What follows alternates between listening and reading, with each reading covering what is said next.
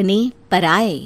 घर की लड़ाइयाँ कितनी भी हो, लेकिन ये भी सच है कि किसी पर कोई आपत्ति हो तो अपना ही परिवार साथ देता है। भैया, मेरे पीछे पुलिस लगी है, प्लीज मुझे बचा लो। रवि और राज दो भाई, लेकिन दोनों में कभी नहीं पटी।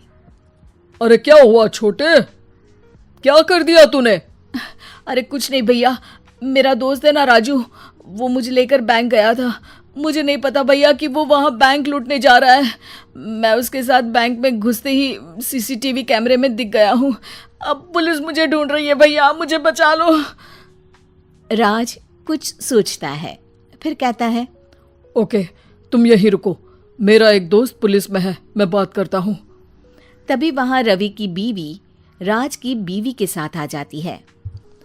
तुम लोगों के घर जब तक पुलिस का आना जाना है, बच्चों को यहीं छोड़ दो, उन पर असर ठीक नहीं पड़ेगा।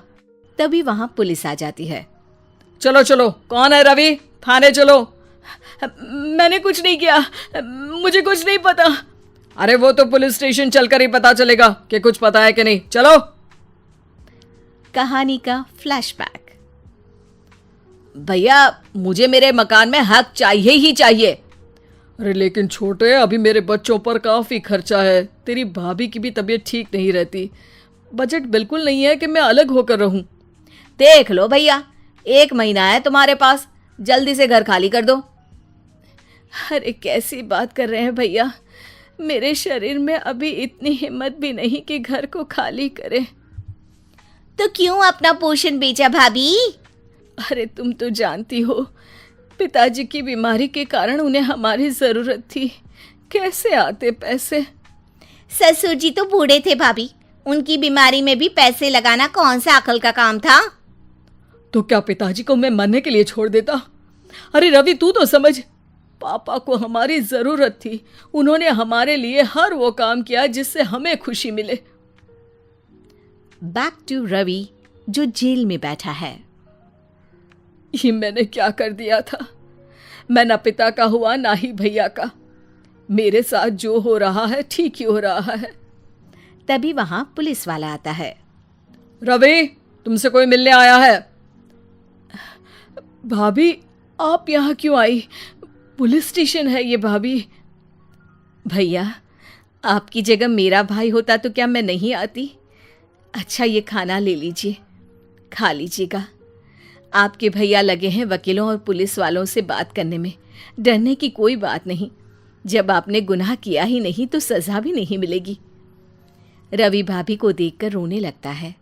घर में साक्षी चुपचाप बैठी होती है कि तभी सोनम कहती है, अरे साक्षी, क्या हुआ, परेशान क्यों हो रही हो? भाभी, अभी अभी पुलिस स्टेशन से खबर आई है, इन्हें बड़े जेल में शिफ्ट किया जा रहा है। मैं क्या करूंगी भाभी? रो मत, हम अच्छे से अच्छा वकील करेंगे। लेकिन उसमें तो बड़े पैसे लगेंगे दीदी, हम इतना पैसा कहाँ से लाएंगे? अरे क्यों, ये मकान है ना, और मेरे कुछ गहने भी है। साक्षी की आंखों में पानी आ जाता है। पर दीदी, ये तो आप और भैया की मेहनत की कमाई है। पापा के बाद भी तो हम लोगों का सब खत्म हो गया था। पापा को तो बचा नहीं पाए, लेकिन भैया को जरूर बचा लेंगे, और भगवान चाहेंगे ना तो दोनों भाई मिलकर इससे भी बड़ा मकान खड़ा कर लेंगे। साक्षी। थोड़ी देर में राज वहां आता है। सोनम सही कह रही है साक्षी, पैसों की कमी के कारण किसी भी बेगुनाह को सजा नहीं मिलती। राज एक अच्छा सा वकील करता है।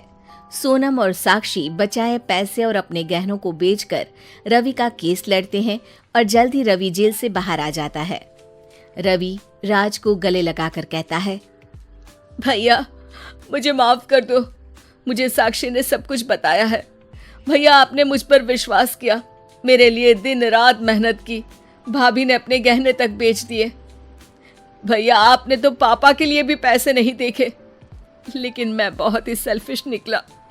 भैया, एक आखिरी बार मुझे माफ कर दो, मैं शर्मिंदा हूँ। अरे भाई, अपने तो अपने ही होते हैं, पापा ने हमारे लिए क्या नहीं किया ये तुम्हें बताने की जरूरत नहीं है मुझे, और फिर तू तो मेरा भाई है। पैसे से बढ़कर रिश्ते होते हैं भाई।